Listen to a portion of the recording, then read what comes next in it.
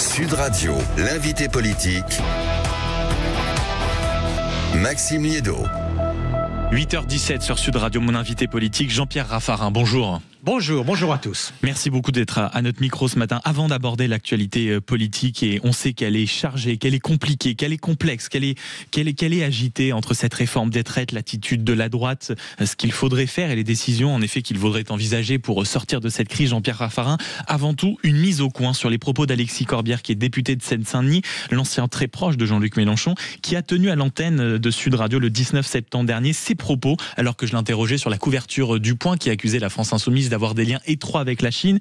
Il a dit: la Chine est une dictature, bien sûr, mais ces enquêtes sont bidons. Je n'ai aucune sympathie pour les régimes autoritaires. Raffarin, c'est donc vous, monsieur le Premier ministre, est bien plus proche des dirigeants chinois que Mélenchon. Eh bien, je veux contester tout ça parce que c'est assez absurde, et donc j'ai convoqué mon avocat pour dire ça, parce qu'en plus, il y a eu des tweets derrière où il disait « agent de la Chine ». Et donc je veux préciser très clairement les choses, puisque je vois que toujours dans le débat politique, on essaie de prendre les gens plus ou moins en otage. En effet, je connais bien la Chine, j'y suis allé plus de 100 fois. C'est pour moi l'occasion de mener des missions. Je suis allé avec tous les présidents de la République, depuis Jacques Chirac, qui m'ont confié un certain nombre de missions officielles. Ça fait 60 ans que je fais de la politique. Je ne suis pas communiste et je ne le serai jamais. Mais en revanche, je défends les intérêts de mon pays. J'ai aidé plus de 1000 entreprises en une centaine de voyages et en 50 ans de présence en Chine. Donc je connais un peu le sujet, même si c'est très difficile à connaître, même si je vois très bien qu'il y a des sujets qui vont dans la mauvaise direction, mais les entreprises françaises aussi défendent leurs produits, leurs stratégies, et il y a aussi de bons résultats. Je voudrais vous dire que j'informe toujours les services de l'État de toutes mes initiatives, et que je fais ça par des missions officielles où je sers la diplomatie française. Et j'ai suffisamment d'expérience pour pas faire de fautes politiques. Donc, Monsieur Corbière, veuillez bien noter cela. La prochaine étape, elle est au tribunal pour la diffamation. Merci. Voilà. Donc ça, c'est fait. Et c'est clairement fait. Ce sujet est réglé dans les règles de l'art. Passons quand même à l'actualité qui est éminemment politique, Monsieur le Premier ministre. Absolument. Avec hier 2 motions de censure qui furent déposées par les oppositions afin de faire tomber Sébastien Lecornu. Ça s'est joué à 18 voix près. Vous, député Jean-Pierre Raffarin, auriez-vous voté la censure ? Écoutez, je pense que je n'aurais pas voté la censure, même si je suis tout à fait en désaccord avec le Parti socialiste quand il veut remettre en cause la réforme des retraites.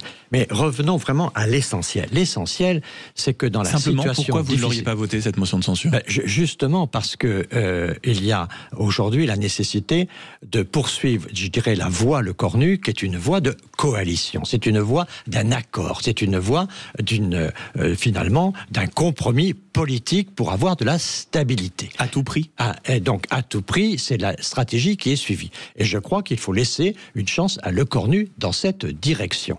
Donc, il n'y a que 2 solutions. Soit nous sommes dans une logique de coalition, c'est-à-dire qu'à un moment ou à un autre, il faut accepter des réformes en faveur desquelles nous ne sommes pas. C'est exactement le cas pour moi des retraites actuellement. Donc vous, en tant qu'homme de droite, Jean-Pierre Raffarin, vous ne dites pas quelque chose d'anecdotique ce matin, vous nous dites en réalité, le pays est dans une telle situation, le Premier ministre fait ce choix, même un homme de droite est en capacité d'accepter qu'on suspende cette réforme des retraites. Je pense qu'il faut voir si les compromis sont possibles avec les socialistes. Je regrette que les socialistes prennent la réforme des retraites en otage. J'aurais choisi, si j'avais été à leur place, en pensant à la France, j'aurais choisi une autre stratégie.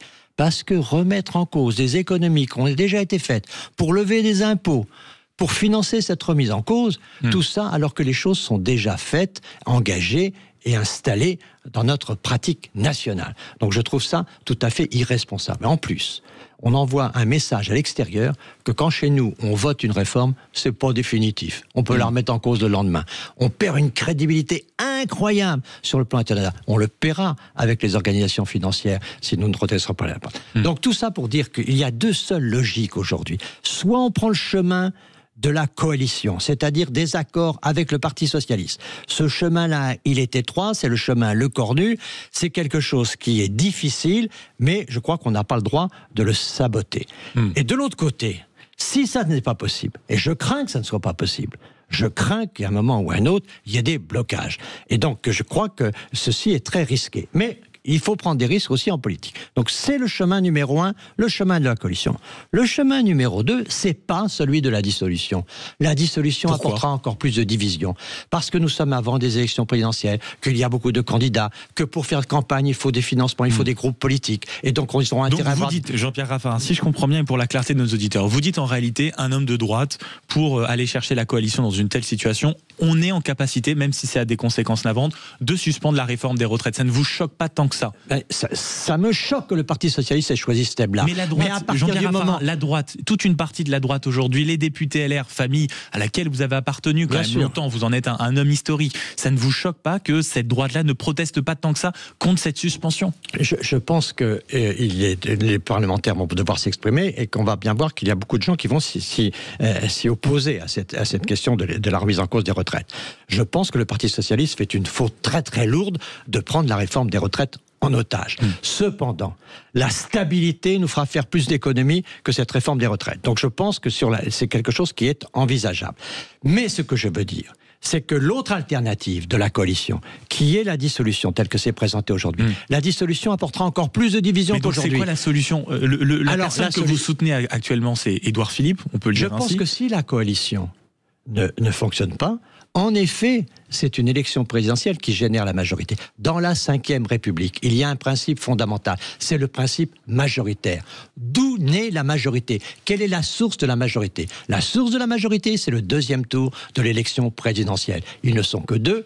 Celui qui est en tête, il a nécessairement une majorité. La majorité, elle naît du deuxième tour de la présidentielle. Et donc, si on choisit la coalition, il faut soutenir le cornu. Si on choisit à un moment ou un autre de se dire c'est la présidentielle qu'il faudra faire, là il faut convaincre le président, parce que je ne suis pas pour qu'on impose des choses au président de la République, c'est quelque chose qui est très important. En plus je trouve que et on le prend trop souvent comme bouc émissaire. Donc, mais vous trouvez qu'actuellement le président de la République, vous trouvez quoi, qu'actuellement on met trop de choses sur le dos d'Emmanuel Macron? Je trouve qu'on lui met beaucoup de choses, parce qu'il a fait des choses très bien tout au long de son mandat. Il a fait des erreurs, notamment cette dissolution, mais il a fait des choses très bien. Donc présidentielle anticipée. Mais c'est à lui de le décider. Mais disons que sur le principe, où on choisit de faire travailler des gens qui n'ont pas de majorité ensemble, où on fait une majorité. Mais la majorité, elle se construit dans une élection. Donc l'analyse d'Édouard Philippe, elle est juste. C'est de se dire, si on veut une majorité, ce qui est le choix d'Édouard Philippe, si on veut une majorité, c'est une élection présidentielle qui génère une majorité.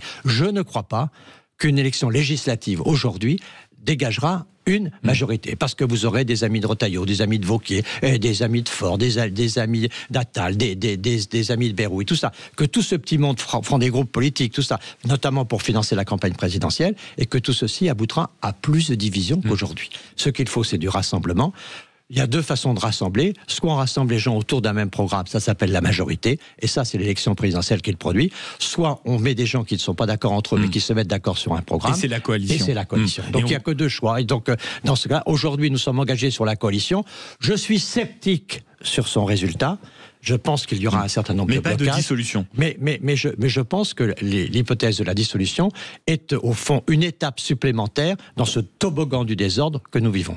Et quand même, revenons sur cette décision d'Édouard Philippe, mais à l'instant vous venez de dire quelque chose, sceptique sur la coalition. Qu'est-ce qui fait qu'à ce point vous êtes sceptique sur cette coalition, Jean-Pierre? Parce que je trouve que les socialistes dans cette affaire cherchent des victoires plutôt que de chercher la stabilité, de chercher des valeurs qui sont des valeurs de compromis, qui sont des valeurs de partage. Ils cherchent à décrocher les totems avec leur taxe. Voilà, ils cherchent à gagner des coupes, ils cherchent à pouvoir lever des coupes, et donc ils cherchent à faire leur propre promotion plutôt que d'installer la stabilité. Je pense que donc je suis pas sûr que ça ira jusqu'au bout, car une fois qu'ils auront cette satisfaction, tout comme le 49.3, ils ont eu satisfaction, je pense que c'est une erreur d'abandonner le 49.3. La Constitution, elle est faite pour donner à l'exécutif du pouvoir.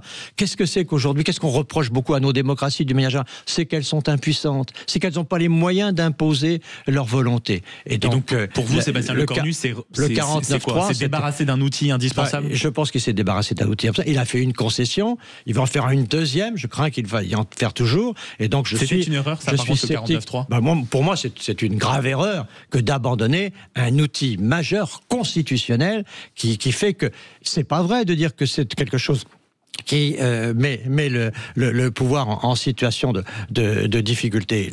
En fait, l'opposition, si elle veut, elle renverse le gouvernement. Si elle n'est pas d'accord, elle renverse. Donc, il faut qu'elle s'exprime pour cela. Donc, moi, je pense qu'il faut soit une logique de majorité, soit une logique de coalition. On est parti dans la coalition. Donc, essayons d'aller jusqu'au bout dans cette coalition. Essayons que le Cornu... Personne ne serait gagnant à un effondrement de le Cornu. Et on a bien compris cela, Jean-Pierre Raffarin. Je ne peux pas vous avoir à mon micro ce matin et ne pas vous poser la question de ce qui se passe à droite. Comment vous regardez ce qui se passe actuellement dans votre ancienne famille politique, un Bruno Retailleau qui décide de quitter si précipitamment le gouvernement, qui décide de ne pas censurer, avec des désaccords entre les députés et les têtes dirigeantes. Qu'est-ce qui se passe ? Je pense que la dureté du temps politique fait que on ne peut pas aujourd'hui tenir le devant de la scène si on n'a pas des réflexions stratégiques, si on n'a pas une organisation politique soudée. On voit bien qu'il n'y a pas d'unité suffisante à l'intérieur du parti Les Républicains et que tout ceci est extrêmement fragile. Je pense que dans les périodes agitées, c'est là qu'on voit un certain nombre de caractères. Et je reconnais que dans cette affaire, Bruno Retailleau avait construit un espoir autour de sa propre personne. La droite, dite bonapartiste, conservatrice, cette droite traditionnelle en France qui existe, prenait Bruno Retailleau comme un véritable espoir. Et là, naturellement, elle a été déçue par tout ce qui s'est passé. On va connaître des événements. C'est pour ça qu'il ne faut pas trop anticiper l'élection présidentielle. Mais il a fait une erreur avec ce qu'il a fait, choisir de quitter le gouvernement si tôt. Je pense que ça n'a pas été compris. Et en politique, quand on n'est pas compris, c'est une erreur. Et donc, il y a quelque chose qui, aujourd'hui, est décevant. Il n'empêche que cette qualité, c'est un homme honnête, c'est un homme sérieux. Donc on va la voir réapparaître, cette qualité. Mais naturellement, là, il a perdu un peu cet espoir qu'il avait créé dans l'électorat de droite, et c'est quelque chose qui est assez décevant pour beaucoup de gens. Un sujet qui fait la une de tous vos journaux et dans les sondages qui commencent à être regardés avec énormément d'intérêt, c'est cette hypothèse de l'union des droites. Jean-Pierre Raffarin, quelques chiffres, 52% des Français favorables à une coalition gouvernementale des droites, 88% au RN, 82% chez LR, jusqu'à 41% chez Renaissance. Est-ce que l'union des droites est aujourd'hui l'avenir, par exemple, des Républicains s'ils veulent conserver leur puissance ? Écoutez, je pense que la France est globalement à droite en ce moment. Donc c'est pour ça que de voir en situation de prise d'otage le Parti Socialiste, notamment avec la réforme des retraites, c'est quelque chose de paradoxal. Donc je pense que là, il faut bien réfléchir à ce qu'on fait. Je ne crois pas que l'union des droites soit quelque chose d'aussi facile, puisque chez Madame Le Pen et au Rassemblement national, il n'y a pas que des idées de droite. Il y a quelques idées de droite, mais il y a beaucoup d'idées de gauche. Et donc il n'y a pas une stratégie de pensée politique parfaitement cohérente. Et donc je ne vois pas aujourd'hui la possibilité d'une entente avec un parti qui est à la fois un parti d'extrême droite, avec des traditions qui sont vraiment condamnables, et puis en même temps... Vous continuez à dire, vous, que le Rassemblement national, malgré la dédiabolisation, est un parti d'extrême droite. Il y a de tout dans le Rassemblement national aujourd'hui, donc il faut être prudent, il n'y a pas d'invective particulière, il y a de tout, mais donc il n'y a surtout pas de cohérence et de ligne politique claire. Donc je pense que c'est un peu un mirage, cette union des droites, parce que Madame Le Pen ne représente pas une ligne politique. Est-ce que ce n'est pas inéluctable ? Vous parliez de Bruno Retailleau avec un homme honnête. Quand on voit ces législatives anticipées qui ont eu lieu dans le Tarn avec, on va dire, des socialistes et face à ce candidat, quelqu'un qui était du parti d'Éric Ciotti, avec Bruno Retailleau qui dit en réalité pas une voix pour la gauche. Est-ce que c'est une phrase que vous auriez pu prononcer, pas une voix pour la gauche, quitte à faire gagner un allié du Rassemblement national ? Je pense que le Front républicain, en effet, a du plomb dans l'aile, sérieusement, et que beaucoup de gens étaient déçus de ce qui s'est passé à des dernières élections législatives. Je dois vous dire que pour la première fois, moi personnellement, j'ai pu voter blanc. Parce que j'avais deux personnes qui étaient, pour moi, à égalité en matière d'extrémisme. Première fois de votre vie ? La première fois de ma vie, j'avais deux extrémistes. Et donc, face à ces deux extrémistes, j'ai pas voulu dire qu'il y en avait un qui était plus extrémiste que l'autre, puisqu'au fond, pour moi, c'était deux phénomènes à rejeter. Donc, je pense que le Front républicain a aujourd'hui, avec la percée de LFI, à quelque chose de caduque, parce que beaucoup de gens vont vous dire, on entend ça régulièrement sur les radios aujourd'hui, que finalement, entre l'extrême droite et l'extrême gauche, je préfère X ou je préfère Y. Et donc, on finit par accepter l'extrémisme parce qu'on en rejette l'autre. Donc, il y a quelque chose là. Un choix, il est hors de question, par exemple, je veux voter républicain, je veux voter pour le vivre ensemble, je pense qu'il nous faut des règles, il nous faut un état de droit, il nous faut une démocratie, il nous faut un certain nombre de valeurs auxquelles je suis très, très sensible, et quand je vois un certain nombre de pratiques politiques, y compris dans certains discours au Parlement, je me dis que là, nous sommes dans la brutalité, voire dans la violence. Nous ne sommes plus dans la République quelquefois. Et donc, je suis un républicain et je resterai républicain. C'est bien entendu. Merci beaucoup, Jean-Pierre Raffarin, d'avoir été avec nous ce matin. Encore un mot, le futuroscope. C'est génial, non? Ah, c'est absolument génial. Et ça se développe, c'est toujours plus créatif. Et au fond, on trouve ici, dans le Futuroscope, la façon la meilleure, à la fois de satisfaire les jeunes, mais en même temps de les aider à mieux connaître le monde.